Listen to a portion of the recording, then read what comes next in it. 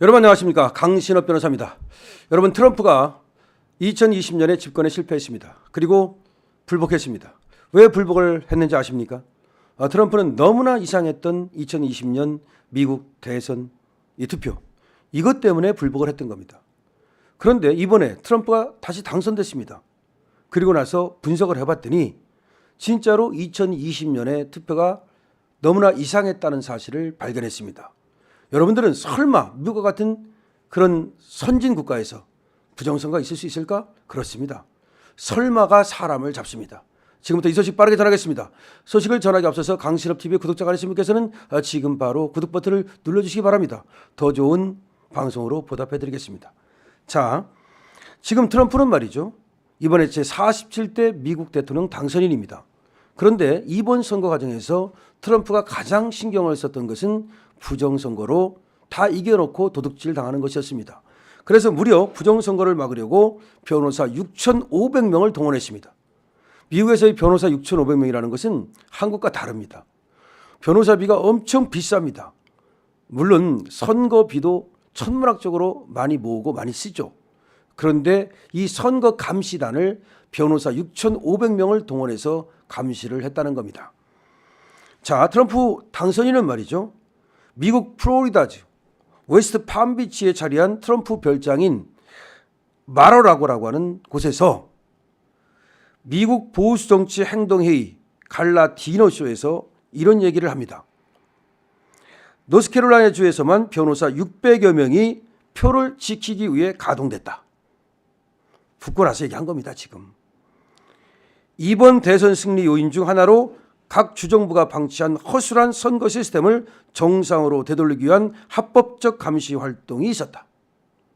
즉 노스캐롤라이나에서만 600명, 전국에 6,500명을 동원했다는 겁니다. 왜 노스캐롤라이나에 이렇게 600명이나 넣었을까요? 여기가 경합주기 때문이죠. 그리고 여기가 뭔가 선거를 도둑맞았다고 보는 지역이기 때문이죠. 그러면서 합법적 감시 활동을 폈다는 겁니다.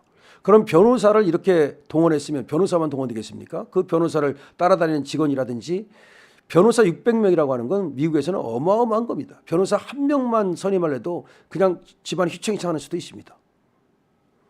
자, 그리고 이렇게 말했습니다. 이번에 많은 변호사들이 이 일을 해줬고 그들은 기계와 같이 주도 면밀하게 현장에서 우리의 표를 지켰다. 이번에 많은 변호사들이 이 일을 해줬고 그들은 기계와 같이 like machine, 주도 면밀하게 현장에서 우리의 표를 지켰다. 그 덕분에 129년 만에 미 대선에서 전국 최대 투표 차이로 재집권에 성공할 수 있었다. 이렇게 말을 합니다. 즉 표를 도둑질 맞지 않았기 때문에 이겼다는 겁니다. 2020년에는 표를 도둑질 맞았기 때문에 졌고 이번에는 표를 지켰기 때문에 이겼다는 겁니다. 이게 얼마나 의미심장한 말입니까? 그러면 미국에서만 그렇겠습니까? 대한민국에서는 표를 도둑질 당하는 일이 없을까요? 그럼 누가 누구를 도둑질할까요? 항상 도둑놈이 아닌 사람을 도둑질하죠. 지금 대한민국에서는 어떤 놈들이 더 악랄하고 악당입니까? 자, 그래서 여기에 말이죠, 우리나라에서 최원목 이화여대 로스쿨 교수, 박주연 변호사가 참석을 했습니다. 다시 말하면 트럼프가 당선이 되고 나서 이 부정투표를 축출하는 그런 어떤 성격의 모임을 했는데 여기에 우리의 최원목 이화여대 로스쿨 교수와 박주연 변호사가 참석을 하는데 이분들이 그 부정선거 감시 활동을 앞장서서 하고 있는 사람들입니다. 자, 트럼프는 말이죠, 이렇게 얘기합니다. 4년 전 대선에서도 국민의 선택을 받았다. 즉 내가 이겼다. 2020년에 그 표를 수학적으로 분석해 봤더니 조 바이든이 8,100만 표를 얻은 것으로 돼 있는데 이거는 최악의 사건으로 입증됐다. 즉 조 바이든이 얻은 표가 너무나 이상하다는 겁니다. 수학적으로 계산을 해보니까 도저히 바이든이 얻은 표가 계산이 안 나온다는 겁니다. 그러면서 이렇게 얘기를 합니다. 바이든은 2020년에 8,120만 표를 얻었다. 잘 들어보십시오. 그러나 2004년에 존 케리는 5,900만 표밖에 못 얻었고, 민주당 후보들입니다. 버락 오바마가 그렇게 인기가 있었는데도 6,950만 표였고, 오바마가 재선할 때도 6,950만 표였고, 힐러리 클린턴이 낙선할 때도 6,800만 표에 그쳤고, 이번에 카멀라 해리스가 얻은 표도 6,640만 표밖에 안 되는데 어떻게 바이든은 8,120만 표를 얻었냐. 너무나 이상하지 않습니까? 이 부분이 너무나 중요하기 때문에 다시 한번 말씀드립니다. 미국에서 민주당 후보들이 얻은 표는 2004년에 존 케리가 낙선하면서 5,900만 표를 얻었고 6천만 표도 안 돼. 당선됐던 오바마가 2008년에 6,950만 표를 얻었고 2012년에 재선될 때도 6,950만 표였고 힐러리가 낙선할 때도 얻은 게 6,800만 표였고 이번에 해리스가 얻은 표도 6,640만 표였고 쉽게 말해서 이제까지 민주당 후보들이 얻은 표는 7천만 표를 넘은 적이 한 번도 없다. 그렇다 인구가 엄청 늘어나냐? 그게 아니에요. 지금 보세요. 해리스도 6,640만 표밖에 안 되잖아요. 근데 어떻게 바이든이 무려 8,120만 표를 얻었냐는 거야. 이건 있을 수가 없다는 거죠. 갑자기 표가 어디서 그렇게 튀어나왔냐는 거지. 7천만 표를 얻은 사람이 단 한 번도 없다고 미국 민주당 후보가. 이번에 해리스도 6,640만 표밖에 안 된다고요. 이거 얼마나 중요한 얘기입니까 이거. 그러니까 트럼프는 부정선거를 확신하는 거예요. 이렇게 말합니다. 최근 20년간 7천만 표를 한 번도 넘지 못했던 민주당이 과연 4년 전 조 바이든에게만 어떻게 8,100만 표가 넘는 몰표를 줄 수 있었겠느냐. 이거는 부정선거가 아니고는 답이 안 나온다는 거죠. 어떻게 2천만 표가 갑자기 늘었냐는 거예요. 평상시에 한 6천만 표밖에 못 얻었던 애들이 갑자기 8천만 표가 넘는 표를 얻었다는 거는 이게 무슨 말이냐면 기권자가 없이 전부 다 몰려나와서 찍었다는 말인데 미국이나 우리나 기권하는 사람들이 많아요. 그렇기 때문에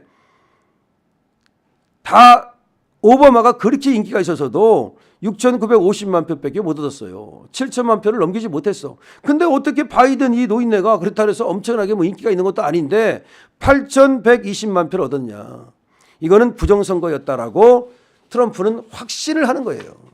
그럼 부정선거가 뭐냐? 이게 전산 조작일 가능성을 얘기하는 거예요.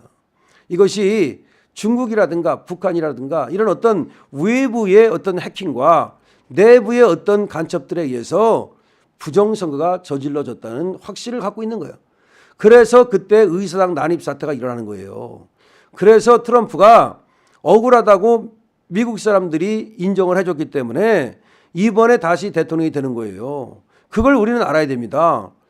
이재명하고는 달라요. 이재명은 지가 범죄자가 뭐가 억울해 지가. 쟤는 떨어지는 게 당연한 애고 트럼프는 사실은 저번에 2020년에도 트럼프가 이겼는데 뭔가 부정선거에 의해서 대통령직을 도둑맞았다고 보기 때문에 이번에 트럼프한테 표를 줘서 당선을 시켜준 거예요. 선거인단에서만 이긴 것이 아니라 트럼프가 국민 전체 표에서도 승리를 했어요. 그런데 더 놀라운 것은 진짜 표가 있기 까지기 전까지, 그러니까 투표가 있기 전까지만 해도 마치 해리스가 이길 것처럼 해리스가 상당히 앞서가는 것처럼 그렇게 미국 언론들 일부가 장난을 쳤다는 거야. 그러니까 대한민국에서도 지금 투표 갖고 장난치는 일이 엄청 많은데 지금 미국에서도 이런 부정선거 투표 갖고 장난치는 일이 많다는 걸 말하는 것입니다. 우리나라에서도 지금 명태균이라는 자가 지금 선거 여론 조작했다는 것이 다 드러나지 않습니까? 그러니까 전부 다 바꿔치기 하고 말이죠. 그래서 이준석 같은 자도 정말 정상적으로 당선된 것이 아니라는 것이 거의 지금 드러나고 있지 않습니까? 그래도 부정선거 얘기만 나오면 입에 거품을 물죠. 왜 그럴까요? 아니 트럼프가 지금 이렇게 부정선거 있다고 얘기하잖아요. 그럼 트럼프가 이준석만 못해가지고 이 부정선거를 얘기합니까?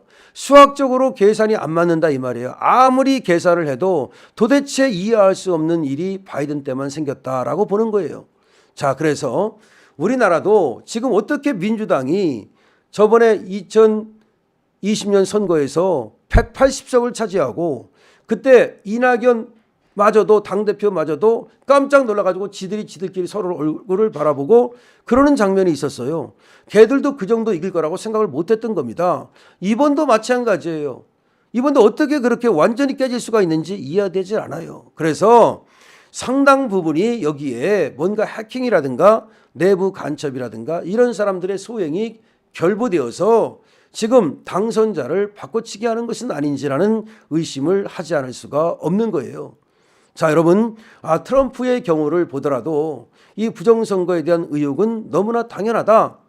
키르기스탄이라든지 이라크라든지 또 콩고 같은 나라들에서도 우리 대한민국의 개표기를 사갔는데 여기서 대규모 부정선거가 발각되었고 그래서 난리가 나고 다시 선거를 치르고 그런 일이 있었습니다. 그런데 정작 우리나라만 과연 부정선거가 없을까요? 그걸 어떻게 장담할 수 있을까요? 아니, 부정선거가 있다는 것이 거의 확실하지 않습니까? 그렇기 때문에 트럼프가 당선이 되면서 트럼프가 이 부정선거의 피해자라는 점에서 윤석열 대통령은 트럼프와 이 부정선거를 척결하는데 상당 부분 인식을 같이 한 것으로 보인다는 거죠. 그래서 트럼프가 대한민국의 부정선거를 윤석열 대통령이 밝혀내겠다고 그러면 트럼프도 쌍수를 들어서 도와줄 거라고 봅니다. 그렇기 때문에 지금 비상계엄을 통해서 자료를 확보하고 그리고 앞으로도 물론 당연히 이제 더 수사를 통해서 할 수 있죠. 그리고 트럼프라든지 지금 세계 여론의 도움을 받는다면 얼마든지 부정선거를 밝혀내는 것이 가능하다. 그래서 윤석열 대통령이 아주 비상계엄을 크게 그렇게 열어서 세계의 이목을 일부러 집중시켰다. 세계의 이목을 집중시켜서 한국의 부정선거가 벌어지고 그렇게 당선된 국회의원들이 그야말로 도둑질을 하고 있다는 걸 일부러 크게 광고했다. 이렇게 보시면 되는 겁니다. 여러분, 강신업 TV를 많이 응원해 주시기 바랍니다. 아직까지 강신업 TV를 아직 구독하지 않으신 분께서는 구독해 주시고 많이 공유해 주시고 그리고 이 방송을 많은 분들이 볼 수 있도록 퍼날라 주시면 정말로 감사하겠습니다. 강신업 TV입니다.